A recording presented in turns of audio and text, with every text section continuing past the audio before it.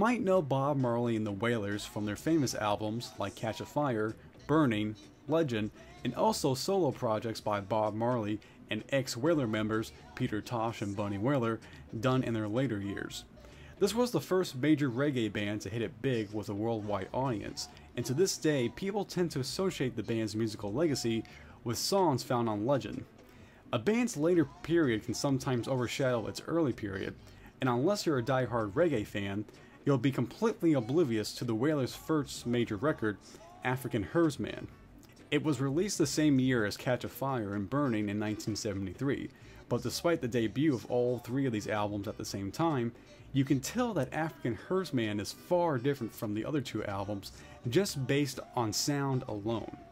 This project was a magical reggae marriage, for it combined the talent of the Wailers and the mad wizard skills of producer Lee Scratch Perry, and with African Herbsman, it established Bob Marley and the Wailers' first masterwork and the bridge that would lead them down the path as the first superstars of reggae to introduce their music on a world stage. The magic of African Herbsman lies in the sonic texture of its production. Lee Scratch Perry approaches this record with a very low fidelity style and mixes both the music and band to the forefront of each song. This may sound like a messy execution when based on a description, but actually the bare bones sound in these mixes gives enough free space between the music and band to play together, while amplifying the performance and presence of every musical note and the Wailers themselves. The band performances are as raw and naked as any basement act that you would ever hear, but due to the open soundscape of the production, it gives Bob Marley and the Wailers' vocals an almost chanting Gregorian monk vibe, and if it be the sound of a harmonica, a chorus, or just one singer, it gives broad range and depth as well as a haunting quality to everyone and everything that's recorded. With later albums, the band would dig up a handful of songs from this album and rework them with a more polished feel. But these wailing sounds and harmonies, along with the lively music that accompanies the rest, is something that's only exclusive to African Herbsman.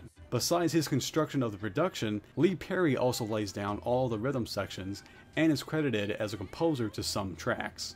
You'll come across different moods for each song as the album unfolds.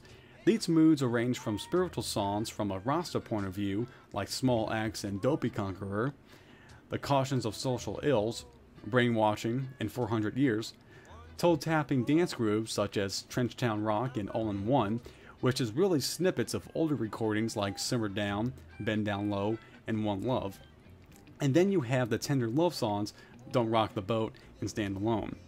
These songs will either focus on one specific topic and explore one of these moods that I just mentioned, or take a few topics, use one theme as the core of the song while addressing aspects of the other themes, and weave them all together to have a somewhat fable-based song.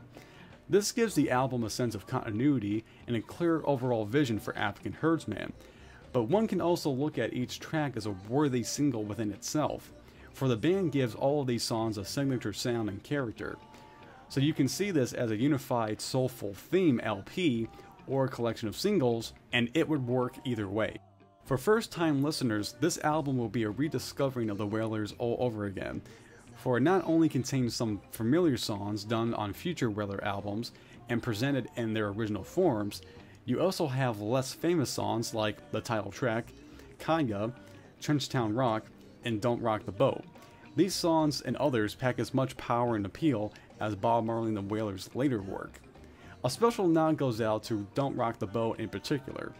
Bob Marley is the only member on the song, and it stands as one of his most stellar performances to ever be caught on tape. Once this album was released in Jamaica and made its way to England, Chris Blackwell of Island Label Records would meet with Bob Marley and the Wailers, and in no time sign them to his label, and the group would make Catch a Fire, which was the first step in introducing Bob Marley and the Wailers to the world. Although many people don't talk about African Herbsman when it comes to the best of reggae and Bob Marley, this should be considered an essential reggae masterpiece. An album so fantastic, I would prefer it over Bob Marley's Legend. Raw, haunting, sincere, and lo-fi, if I had to live with just one Bob Marley album, African Herbsman would be it. When it is real,